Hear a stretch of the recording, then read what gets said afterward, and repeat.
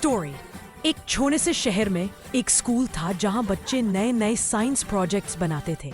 एक दिन 3 दोस्त मुआज, हमजा और किंजा ने डिसाइड किया कि वो एक रोबोट बनाएंगे जो उनकी मदद करेगा।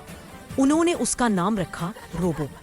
रोबो बोल सकता था, चल सकता था और छोटी छोटी चीजें उठा सकता था। सब बच्चों ने कहा, वाह, ये तो बिल्कुल इंसान की तरह लगता है। एक रात रोबो ने देखा कि मुआज अपने कमरे के कोने में दुआ कर रहा था। उसने हाथ उठाए और चुपचाप कुछ कह रहा था। रोबो क्यूरियस हुआ। उसके प्रोग्राम में दुआ का वर्ड नहीं था। रोबो ने पूछा, मुआज, तुम क्या कर रहे हो? मुआज मुस्कुराकर बोला, मैं अल्लाह से बात कर रहा हूँ। जिस तरह हम अपने दोस्त से बात करते हैं वैसे ही दुआ में दिल से बात करते हैं।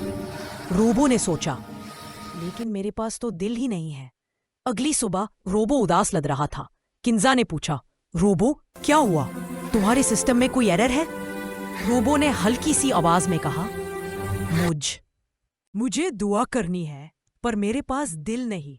किंजा ने हंसकर उसके सिर पर हाथ रखा। रोबो, दुआ दिन से नहीं, नीयत से होती है। तुम सिर्फ शुक्रिया कहना सीख लो। उस दिन से रोबो हर रात आसमान की तरफ देखता और कहता, थैंक यू अल्लाह, मुझे बच्चों का दोस्त बनाने के लिए। और एक दिन जब रोबो ने एक छोटी चिड़ी को बारिश से बचाया, उसका सिस्टम चमक उठा, जैसे उसके अंदर एक नया दिल आ गया हो। अब रोबो सिर्फ एक मशीन नहीं रहा, वो एक महसूस करने वाला दोस्त बन गया था।